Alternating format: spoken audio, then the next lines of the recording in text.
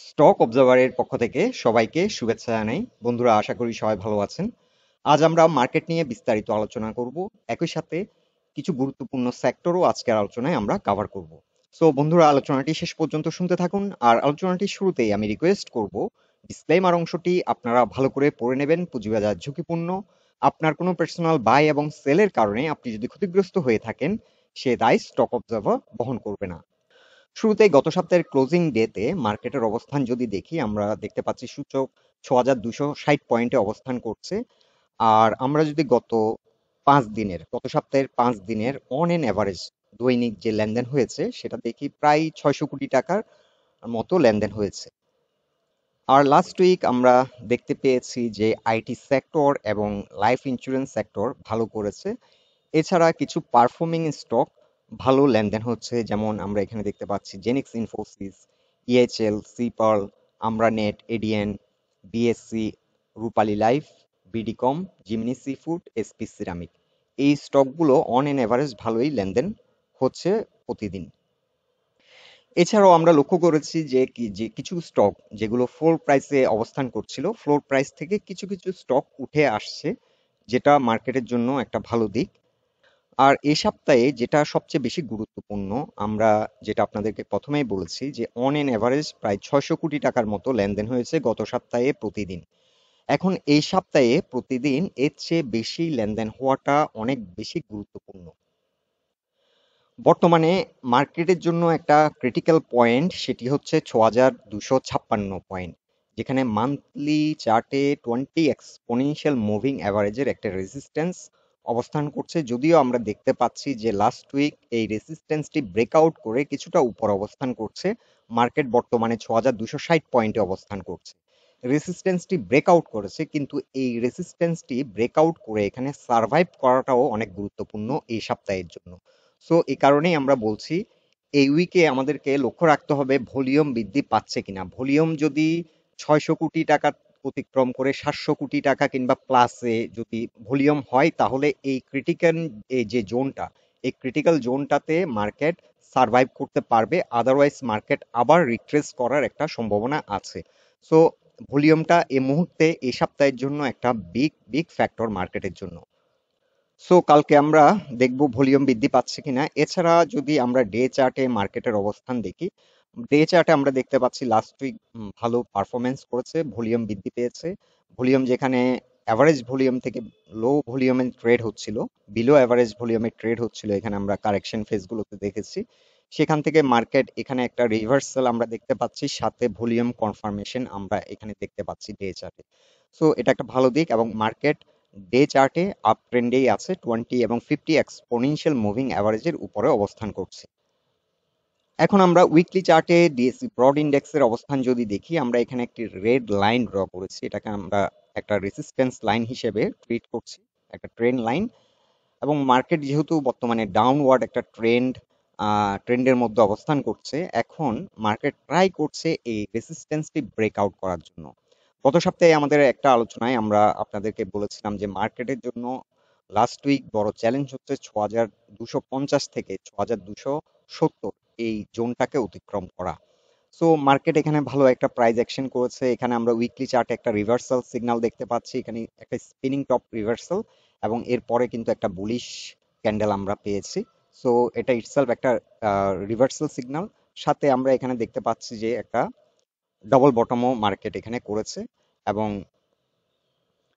Monthly চার্টে আমরা যেটা দেখেছি, মার্কেট আপ ট্রেন্ডে যাওয়ার চেষ্টা করছে। যদিও 20 এক্সপোনেনশিয়ালের উপরে দাঁড়িয়েছে মার্কেট, এটা একটা ভালো দিক। এখন এই সপ্তাহের জন্য আহ, আহ, বড় চ্যালেঞ্জ হচ্ছে এই পজিশনটা ধরে রাখা। সো এখন উইকলি চার্টে আমরা দেখতে পাচ্ছি যে এই যে একটা ডাউনওয়ার্ড লাইন কিংবা একটা ডাউনওয়ার্ড চ্যানেল যদি আমরা এখানে বলি, এই চ্যানেলটি ব্রেকআউট করার চেষ্টা করছে।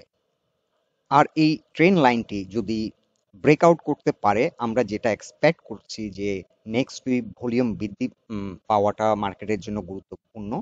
এই রেসিস্ট্যান্স লাইনটি যদি ব্রেকআউট করে, তাহলে কিন্তু ভলিউম বৃদ্ধি পাবে। তবে মার্কেটের জন্য উইকলি চার্টে আরও একটি চ্যালেঞ্জ আছে, সেটি হচ্ছে এখানে মার্কেট যেহেতু উইকলি চার্টে 20 এক্সপোনেনশিয়াল মুভিং অ্যাভারেজের নিচে অবস্থান করছে, ৬,২৮০, এখানে এসে মার্কেট আবার একটা রেজিস্ট্যান্স ফেস করবে এবং পরবর্তী রেজিস্ট্যান্স উইকলি চার্টে আমরা দেখতে পাচ্ছি 6,352 পয়েন্ট। এছাড়াও যদি আমরা ইন্ডেক্স পয়েন্টে প্রাইস পয়েন্ট বিবেচনা করি, এখানে 6,300 থেকে মার্কেট কিন্তু এই জোনটা থেকে মার্কেট রিট্রেস করেছে। সো এখানেও কিন্তু মার্কেটের জন্য চ্যালেঞ্জ আছে। সো ধাপে ধাপে কিন্তু 3-4টা চ্যালেঞ্জ আছে মার্কেটের জন্য। এই চ্যালেঞ্জগুলো মার্কেট তখনই ওভারকাম করতে পারবে যদি লেনদেন বৃদ্ধি পায়। লেনদেন বৃদ্ধি পেলে এই চ্যালেঞ্জগুলো, এই রেসিস্ট্যান্সগুলো মার্কেট ব্রেকআউট করতে সক্ষম হবে এবং মার্কেট এগিয়ে যাবে এবং আশা করছি মার্কেট 6,400-তে গিয়ে হয়তো পরবর্তী হয়তো মেজর কারেকশন হলে হতে পারে। কিন্তু এই পয়েন্টগুলোতে আমরা এখন আর মেজর কোনো কারেকশন এক্সপেক্ট করছি না। মার্কেটে সবসময় কিছু চ্যালেঞ্জ থাকবে, মার্কেট সেই চ্যালেঞ্জগুলো ওভারকাম করবে গ্র্যাজুয়ালি, বাট মার্কেটে এখন প্যানিকড হওয়ার মতো কোনো সিচুয়েশন দেখছি না। আর একটি ব্যাপার, মার্কেটে অনেকেই মনে করেন যে মার্কেটে যদি খারাপ কোনো নিউজ আসে তাহলে মার্কেট হয়তো রিট্রেস করে। আমরা আপনাদেরকে কিন্তু বারবার বলেছি মার্কেট কিন্তু নিউজের উপর ডিপেন্ড করে চলে না। নিউজগুলো মার্কেটের যে জেনারেল কোর্স অফ যে লাইন অর ডাইরেকশন, সেই ডাইরেকশনটাকে কিছুটা ডিসরাপশন করে, কিন্তু মার্কেট ঠিকই আবার একটু রিট্রেস করে কিছুদিন পর তার যে ওয়েভটা করার সেটা কিন্তু মার্কেট করবে। এখানে আমরা যদি এলিয়ট ওয়েভ পার্সপেক্টিভ থেকে মার্কেটকে দেখি, আমরা মান্থলি চার্টে আরো ভালোভাবে সেটাকে দেখতে পাবো। ইনফরমেশন আমরা এখানে যেটা পাচ্ছি সেটা হচ্ছে এলিয়ট ওয়েভে এ যে কারেকশনটা এ কমপ্লিট করেছে, এখন বি একটা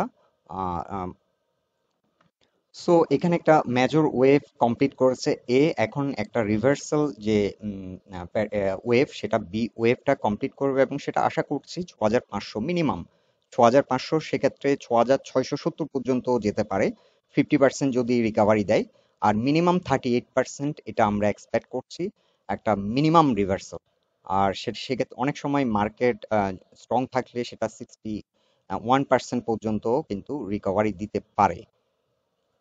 সো এখন মার্কেট যেহেতু উইক, এই ওয়েভটা করতে হয়তো একটু বেশি সময় লাগবে।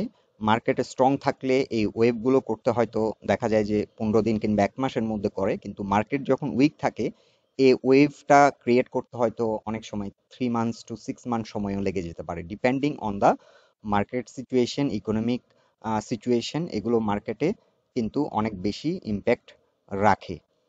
সো এখন মার্কেটের যেহেতু এখানে ফিফথ ওয়েভ কিন্তু নিচে আরো আসার কথা ছিল, যেহেতু ফ্লোর প্রাইসের কারণে ফিফথ ওয়েভ তার ন্যাচারাল কোর্সে যে হাইটা ক্রিয়েট করার কথা ছিল সেই হাইটা করতে পারে নাই। এক্ষেত্রে আমরা এখন এটাকে ধরে নিচ্ছি যে ফিফথ ওয়েভ ট্রাঙ্কেশন, যেটা এলিয়ট প্রিন্সিপাল অনুযায়ী ফিফথ ওয়েভকে আমরা যদি ট্রাঙ্কেট করেছে এটাকে ধরে নিই, ট্রাঙ্কেশন ধরে নিই, তাহলে এখন বি ওয়েভটা মিনিমাম গন্তব্য হচ্ছে 6,500 এবং এই পজিশন থেকে মেজর কোনো কারেকশন আসতে পারে। আর এখানে একটা কারেকশন হবে পিভট পয়েন্টে 6,400 লেভেলে। এক্স্যাক্টলি আমরা এখানে পয়েন্টিং করছি সেটা 6,430। এখানে মান্থলি চার্টে এবং উইকলি চার্টে সেম পজিশনে পিভট এক্সিস্ট করছে 6,430 এবং এই 6,430 থেকে মার্কেট এখানে কিছুটা রিট্রেস করবে, এই পিভট পয়েন্টকে চেস করে পিভটের উপরে এখানে একটু স্ট্রাগল করবে মার্কেট এখানে, কারণ ভালো একটা সেল প্রেশার আসবে এবং মার্কেট কিছুটা রিট্রেস করার সম্ভাবনা অনেক বেশি। সেক্ষেত্রে এখানে মাইনর একটা কারেকশন হবে, বি ওয়েভ ক্রিয়েট হবে এবং সি পরবর্তীতে সি ওয়েভটা 6,500 পর্যন্ত হিট করবে। 38% মিনিমাম রিকভারি আমরা এক্সপেক্ট করছি।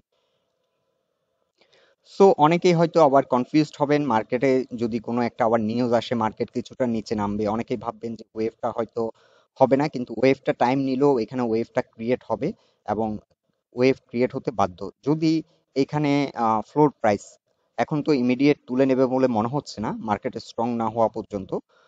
আর ফ্লোর প্রাইস না উঠলে এখানে যে ফিফথ ওয়েভ আর একটু নিচে নামার কথা ছিল সেটা হবে না এবং সেক্ষেত্রে আমরা আশা করছি এখন এবিসি ওয়েভ করে মার্কেটের গন্তব্য হবে 6,500। সো আমি কিন্তু আপনাদেরকে সবগুলো পসিবিলিটি বলে নিচ্ছি, কারণ মার্কেট সব সময় অনেকগুলো অল্টারনেটিভ ডাইরেকশনে চলে, কারণ মার্কেট তার যে ন্যাচারাল কোর্সটা নষ্ট হয় হঠাৎ করে কোনো একটা সিচুয়েশনের উপর ডিপেন্ড করেও কিন্তু মার্কেটের তার যে ডাইরেকশন সেটা চেঞ্জ হয়, কিন্তু ডাইরেকশনটা আবার সে তার টার্গেটের দিকে যেতে আবার একটু বেশি টাইম নিয়ে নেয়। এবং ডিপেন্ডিং অন এখানে যেহেতু এখন আর্টিফিশিয়াল একটা সাপোর্ট আছে, সেটার ব্যাপারেও আপনাদেরকে আমরা মেনশন করে দিচ্ছি। Floor price, so floor price কখন তুলবে সেটা আমিও জানি না, আপনারাও জানেন না।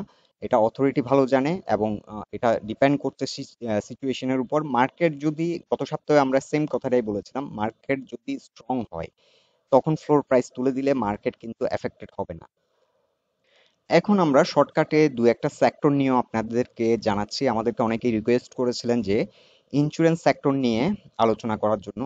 জেনারেল ইন্স্যুরেন্স সেক্টর এখানে বারবার রিট্রেস করছে একটা পজিশনে, এখানে একটা রিভার্সাল করেছিল, করার পর আবার কিন্তু একটা আমরা দেখতে পাচ্ছি কারেকশন কারেকশন হয়ে S1 এ, উইকলি চার্টে S1 এ সাপোর্ট নিয়েছে এবং স্ট্রাগল করছে আপ ট্রেন্ডে যাওয়ার জন্য। গতবার কিন্তু এটি 20 এবং 200 এক্সপোনেনশিয়াল মুভিং অ্যাভারেজের উপর অবস্থান করেছিল, কিন্তু 50 এক্সপোনেনশিয়াল থেকে কিন্তু ব্যাক করেছে।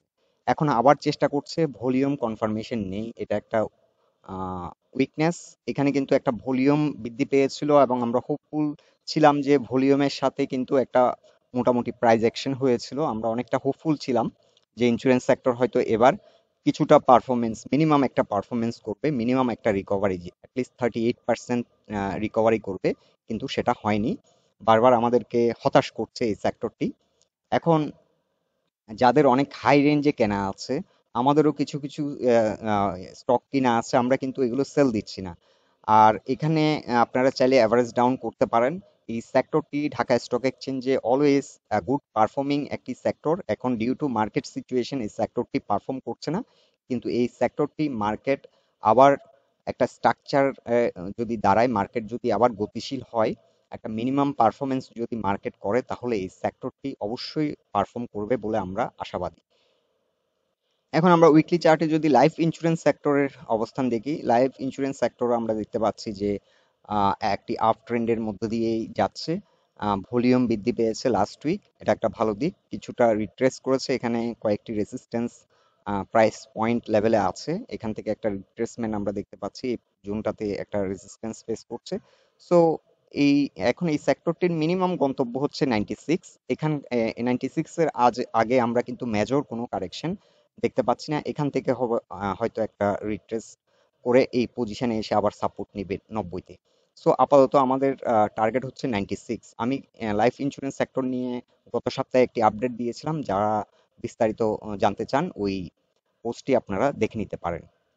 এছাড়াও গত সপ্তাহে আমরা আইটি সেক্টর নিয়ে একটি আপডেট দিয়েছি, আজকেও আইটি সেক্টরের কিছু স্টক নিয়ে আপডেট দিয়েছি। আপনারা চাইলে আজকের পোস্টটি এবং গত সপ্তাহের আইটি সেক্টর নিয়ে আমরা আলোচনা করেছিলাম, এবং জেনিক্স ইনফোসিস এবং এডিএন টেলিকমিউনিকেশন নিয়েও একটা বিস্তারিত আলোচনা রেখেছিলাম, আপনারা চাইলে দেখতে পারেন। সো বন্ধুরা, এটাই ছিল আমাদের মার্কেট নিয়ে পর্যবেক্ষণ। আলোচনাটি যদি আপনাদের ভালো লেগে থাকে, অবশ্যই পোস্টটিকে লাইক দিন, বন্ধু বান্ধবের সাথে শেয়ার করুন, আর আপনাদের মতামতগুলো আমাদেরকে কমেন্ট বক্সে অবশ্যই জানান। সবাই সুস্থ থাকুন, ভালো থাকুন। আজকের মতো এখানেই বিদায় নিচ্ছি।